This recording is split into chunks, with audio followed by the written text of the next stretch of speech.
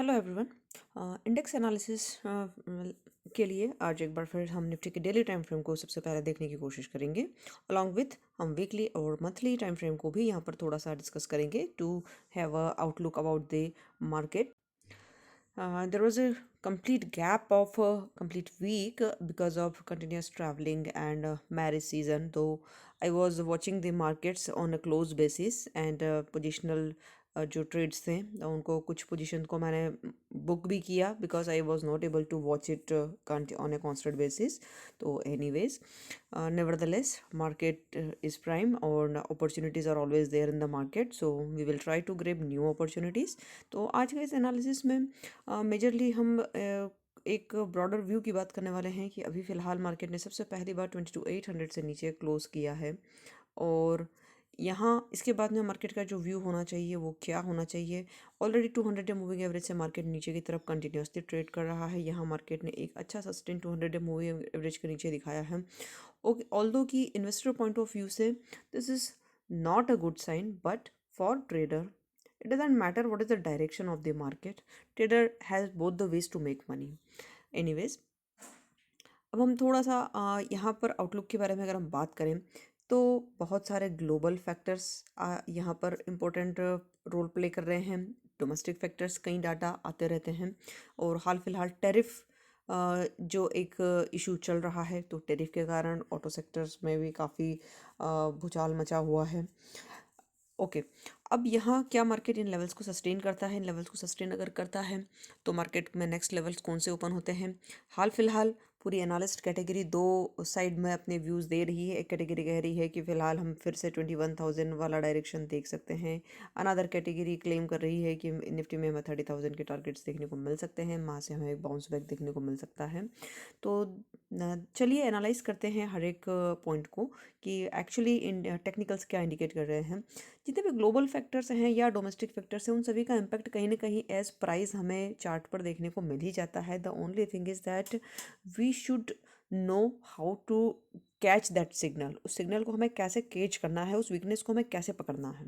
Okay, falling knife को catch ना करें, एकदम तेज़ी से गिरते हुए मार्केट में एंटर करने की कोशिश ना करें, थोड़ा वेट करें. मैं हमेशा बोलती हूँ कि आपको एंट्री करना है तो पुल बैक पर एंट्री कीजिए. अगर डेली पर पुल बैक का वेट नहीं कर रहे हैं तो आर्ली पे पुल बैक का वेट कीजिए. आर्ली पे नहीं कर सकते हैं तो एटलीस्ट 15 मिनट पे पुल बैक का वेट कीजिए. आपको 50 डे या 100 डे मूविंग एवरेज पर प्राइस मिल रहा है, जहाँ से मिल रहा है वहाँ से शॉर्ट कीजिए. आपको एक बहुत प्यारा ट्रेड मैं भी दिखाऊंगी जो 200 EMA के आसपास मिला था फिर से 15 मिनट टाइम फ्रेम पर. तो चलिए स्टार्ट करते हैं. डेली टाइम फ्रेम पर हमने मल्टीपल टाइम मार्केट ने 22,800 वाले लेवल्स को रिस्पेक्ट किया, वहाँ से एक सपोर्ट दिखाया, बट फाइनली मार्केट ने 22,800 से नीचे क्लोजिंग किया है, which is already itself is a sign of weakness कि मार्केट में वीकनेस बरकरार है. ओके, अभी वीकली टाइम फ्रेम को अगर हम देखते हैं, थोड़ा सा वीकली और मंथली टाइम फ्रेम को देखना इसलिए ज़रूरी है क्योंकि हायर टाइम फ्रेम्स क्या कह रहे हैं. क्योंकि अभी तक हमने मंथली का जितनी बार भी, आज से पहले बीच बीच में मैंने वीकली और मंथली के अपडेट्स दिए थे वीडियो के साथ में ही, तो वहाँ पर मंथली का जो चार्ट था वो RSI 60 से अबोव सस्टेन कर रहा था. और इसलिए हमने इस करेक्शन को, इस पूरे इवेंट को हम टेम्प्रेरी कंसिडर कर रहे थे कि हमें कहीं किन लेवल्स पे कि शायद यहाँ बाउंस पे आ जाए, शायद इन लेवल्स के ऊपर मार्केट सस्टेन कर जाएगा, शायद इन लेवल्स के ऊपर मार्केट सस्टेन हो जाए. लेकिन किसी भी लेवल को मार्केट ने सस्टेन किया नहीं है and typically market lower highs बना रहा है. जो हाइज हैं जो बन रहे हैं हर बार, वो हाइज नीचे की तरफ शिफ्ट हो रहे हैं. ओके, तो चलिए हम वीकली टाइम फ्रेम को देखते हैं. उसके बाद हम आर्ली और 15 मिनट की बात भी करेंगे कि इंट्राडे के लिए ट्रेडिंग पॉइंट ऑफ व्यू से क्या एस्पेक्ट हो सकता है. Okay, so for your convenience कि हम RSI को भी साथ में देख सकें, मैंने थोड़ा स्क्रीन को रोटेट किया है. अब यहाँ पर जब हम ये जो पर्टिकुलर कैंडल है जो बन रहा था, तो जब इस कैंडल ने बनना शुरू किया था तो पहले ये कैंडल ऊपर की तरफ थोड़ा सा ग्रीन दिख रहा था, तो लग रहा था कि कहीं ना कहीं मार्केट इन लेवल्स को होल्ड करेगा क्योंकि मीनवाइल यहाँ RSI भी 40 पर सपोर्ट ले रहा था. ओके, बट इस कैंडल ने जिस पैटर्न के साथ क्लोजिंग दिया है कि प्राइस एक्शन ने ऊपर जाने की कोशिश की, सस्टेन नहीं कर पाया और एकदम लोअर क्लोजिंग दिया है. ये जो पैटर्न है ये अपने आप में ये एक वीक कैंडल है और RSI ने भी कहीं ना कहीं इन लेवल्स पर एग्जैक्टली 40 लेवल्स पर मार्केट ने सपोर्ट लिया हुआ है. RSI ने फर्दर अगर ये लो ब्रेक होता है, वीकली कैंडल के लो की बात हम कर रहे हैं, तो RSI भी 40 से नीचे की तरफ चलना शुरू होगा. तो yes, weakness will be continued. तो नेक्स्ट टारगेट हम क्या माने, yes, 100 day moving average that is 22,000। Okay, तो ये तो एक एस्पेक्ट होता है। दूसरी बात, अगर मार्केट एक गैप डाउन ओपनिंग देता है कल के ट्रेडिंग सेशन में, और गैप डाउन के बाद तुरंत बाउंस कर जाता है, तो इस आरएसआई को देखना बहुत इंपॉर्टेंट है। ये आरएसआई क्या इंडिकेशन देता है? क्या आरएसआई यहाँ पर इस 50 डे और 100 डे मूविंग एवरेज वाले जोन में एक स्ट्रॉन्ग ग्रीन कैंडल बनाना में कामयाब हो जाता है? तो आरएसआई अगर 40 पर सपोर्ट ले पाता है तो कहीं ना कहीं मार्केट फिर अपने आप को होल्ड करने की कोशिश कर रहा है। ओके, बट इस पर्टिकुलर लो का, इस पर्टिकुलर कैंडल का जो लो है, इस लो का सस्टेन करना 22,720, इन लेवल्स को अगर मार्केट ब्रेक कर जाता है तो अगेन वही है कि आप पोजिशनल भी अगर हम बात करें तो in below this levels short के लिए ये स्टॉप लॉस रह सकता है। ओके, थोड़ा सा अब हम देखिए मंथली को, अब हम देखते हैं।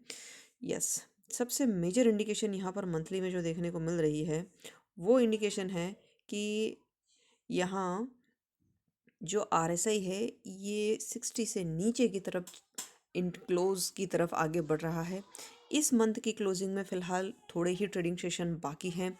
Consecutive 5 red candles for the first time in the history, अभी तक 3 बार 4 बार कैंडल्स हमें रेड कैंडल्स देखने को मिले हैं।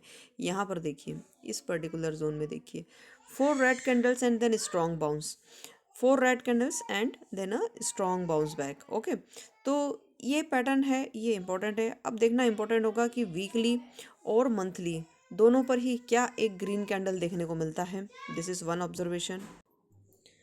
और अगर ये इन लेवल्स को ब्रेक करता है, पहले भी हमने मंथली टाइम फ्रेम पर बात की है कि 20 डे मूविंग एवरेज को मार्केट टच करता है, और क्या वहाँ से हमें कुछ ऐसे पुराने पैटर्न देखने को मिलते हैं, इस तरह के पैटर्न्स क्या हमें देखने को मिलते हैं, तो this can be a sign. तो वीकली और मंथली पर दोनों ही, वीकली का आरएसआई और मंथली का 20 डे मूविंग एवरेज, इन दोनों चीज़ों पर ध्यान ज़रूर दीजिएगा, इग्नोर नहीं कीजिएगा इन फैक्टर्स को। अगर मार्केट को कोई बाउंस बैक देना है तो मार्केट इन लेवल्स को रिस्पेक्ट करेगा फॉर श्योर, लेकिन अगर इन लेवल्स को भी मार्केट ने सस्टेन नहीं किया तो हम नेक्स्ट फॉल के लिए रेडी रहे, as simple as that. Anyways, अब हम देखते हैं 15 मिनट टाइम फ्रेम में हमें क्या सिनेरियो देखने को मिल रहा है। आवरली को भी एक बार देखते हैं, आवरली सिनेरियो क्या कह रहा है। आवरली सिनेरियो बियरिश है, और आरएसआई अभी फ़िलहाल यहाँ 40 लेवल्स पर सपोर्ट पर है, एक डाउन साइड देते हुए। अगर इंट्राडे लो ब्रेक होता है, आरएसआई 40 से नीचे की तरफ चलना शुरू करेगा, एक न्यू शॉर्ट ट्रेड इंट्राडे के लिए इनिशिएट यहाँ पर होता है। अगर आपको बाउंस बैक पर ट्रेड करना भी है तो 50 डे मूविंग एवरेज तक के लेवल्स पर जब भी आपको रिट्रेसमेंट मिलता है, आर्ली चार्ट पर वहाँ से एंट्री कर सकते हैं। 15 मिनट टाइम फ्रेम को हम एक बार देखते हैं। तो 15 मिनट टाइम फ्रेम पर एक अच्छा ट्रेड जो मैंने एंटर किया था, मैं आपको बताना चाहूँगी। तो देखिए, यहाँ एक रिट्रेसमेंट, बहुत अच्छा रिट्रेसमेंट मार्केट ने दिया था, दिस, ये वाला रिट्रेसमेंट। अब यहाँ जो एंट्री थी, exactly market 200 day moving average को टच किया था रिकवर करके, और इस लो पर मैंने एंट्री ली थी, एक कॉल ऑप्शन शॉर्ट किया था मैंने। और इसको मैंने, सिंस कि मैं बाहर ट्रैवलिंग में थी, कुछ फंक्शंस में बिजी थी, मैंने उस पोजीशन को होल्ड नहीं किया। अदरवाइज 50% से ज़्यादा डीके उस पोजीशन में हो चुका था, क्योंकि डायरेक्शनल मूव था। तो उसमें 2 ही दिन में 50% से ज़्यादा, लगभग मेरे हर ट्रेड जो भी मैंने पुल बैक पर ट्रेड्स लिए हैं 100 डे मूविंग एवरेज पर या 50 डे मूविंग एवरेज पर, तो उनमें 2 से 3 दिन के अंदर 50% से ज़्यादा प्रीमियम का उसमें डिके मिल जाता है बहुत आसानी से। तो anyways, this is one example कि आपको रिट्रेसमेंट पर ट्रेड लीजिए, प्रीमियम भी अच्छा मिलेगा, और प्रीमियम, अगर अच्छा प्रीमियम होगा तो डायरेक्शनल ट्रेड में आप प्रॉफिट अच्छा बना पाएंगे कंपेरेटिवली 2 या 3 दिनों के अंदर। ये फ़ायदा है 200 डे मूविंग एवरेज को ट्रेड करने का। एनीवेज, अब हम इंट्राडे के लिए, कल के लिए अपॉर्चुनिटीज़ अगर हम देखते हैं कि कल के लिए क्या सिनेरियो पॉसिबल हो रहा है, क्या हम देख सकते हैं यहाँ पर, तो कल के लिए बहुत ही सिंपल सी बात है। अगर मार्केट इस लो को ब्रेक करता है, आज के इंट्राडे लो को, दैट इज़ 22,720 वाले लेवल्स को ब्रेक करता है, तो इवेंचुअली आरएसआई में भी हमें 40 से नीचे का लेवल देखने को मिलेगा। तो इस स्टॉप लॉस के साथ में आप इंट्राडे में पोजीशन शॉर्ट कर सकते हैं। अगर इसे स्टॉप लॉस कंसीडर ना करें तो अब जो भी फर्स्ट कैंडल मार्केट में बन रहा है उसको ज़रूर देखें कि वो मार्केट में कैंडल का रेंज कितना बड़ा है। अगर बहुत बड़ी कैंडल की रेंज है तो उसे ट्रेड करना अवॉइड करें, नेक्स्ट कैंडल के लिए वेट करें या पुल बैक के लिए वेट करें। पुल बैक ट्रेड करने के लिए 100 डे मूविंग एवरेज या 200 day moving average ideal levels होंगे। 100 डे मूविंग एवरेज पर भी आप एंट्री आसानी से कर सकते हैं, but if low is taken out तो यहाँ पर एक एंट्री करना इस लो के ब्रेक होते ही इन लेवल्स पर, मोटा मोटा मैं अप्रॉक्सीमेट लेवल्स बोल रही हूँ कैंडल को देखते हुए, क्योंकि बहुत ही प्रिसाइज लेवल से अगर हम चले और मार्केट ने पहले ही फर्स्ट कैंडल में अगर ज़्यादा वॉलेटिलिटी दिखाई तो आपका स्टॉप लॉस हिट कर सकता है। तो मेक श्योर कि जो स्विंग हाइज हैं उनको आप स्टॉप लॉस कंसिडर करें। अब स्विंग हाइज की अगर हम बात कर लें तो देखिए ये जो लेवल है यहाँ पर 20 डे मूविंग एवरेज पर ये पुल बैक दिया था मार्केट ने, पुल बैक सेटअप था यहाँ पर। तो इस हाई को ध्यान रखें। ये एग्जैक्टली हम लेवल देख लेते हैं, क्या लेवल है ये वाला। This is 22,824। ओके, तो इस स्टॉप लॉस के साथ में आप, इस स्टॉप लॉस के साथ में 22,825, 22,830 मानिए। अगर इसको ब्रेक करता है दैट इज 22,720। फ्यूचर के लिए ये लगभग 100 पॉइंट का स्टॉप लॉस होता है। ऑप्शंस में ये स्टॉप लॉस आपका छोटा होगा कंपैरेटिवली। तो मेक श्योर कि आप अपना स्टॉप लॉस पॉइंट आसानी से देखिए और अपनी स्ट्राइक के चार्ट को देखना नहीं भूलेंगे। स्ट्राइक चार्ट को ज़रूर देखिएगा। तो I hope you will like this analysis। Moving average पर बेस्ड सिंपल एनालिसिस है, बहुत ज़्यादा कॉम्प्लिकेशन इसमें कुछ भी नहीं है। रेगुलर अगर आप इसे देखेंगे तो आपको भी ट्रेड दिखने लगेंगे आसानी से कि कहाँ एंट्री आ रही है। यहाँ देखिए, अब मैं एक आपको ऑब्जर्वेशन दिखाती हूँ।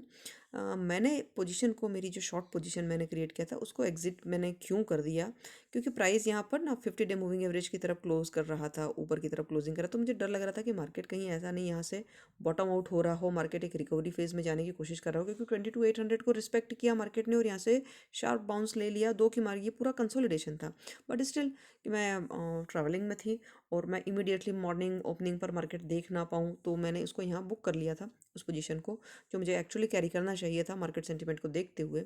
बट एनीवेज प्रॉफिट बुक किया है, that's is more important.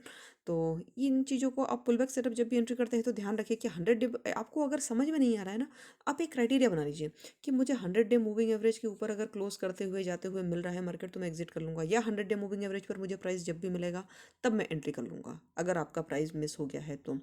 Rules define कीजिए एंट्री के और एग्जिट के, that's the best way to trade the market, चाहे आप इंट्राडे ट्रेड कर रहे हैं चाहे आप पोजिशनल ट्रेड कर रहे हैं। I hope this analysis will help you in tomorrow's trading session and आप इससे कुछ learning as well as earning कर पाएंगे। और अगर आप पहली बार इस चैनल के इस एनालिसिस को देख रहे हैं तो चैनल को सब्सक्राइब करना नहीं भूलेगा, क्योंकि हर दिन हम इसी स्ट्रेटेजी को एनालाइज करने वाले हैं कि आज क्या ट्रेड आया है और कहाँ एंट्री की जा सकती थी और कहाँ स्टॉप लॉस बना है।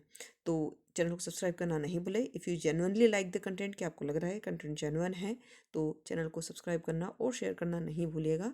I wish you a profitable trading session tomorrow. This is Kirti signing off. Trade well, trade wise. Thank you so much.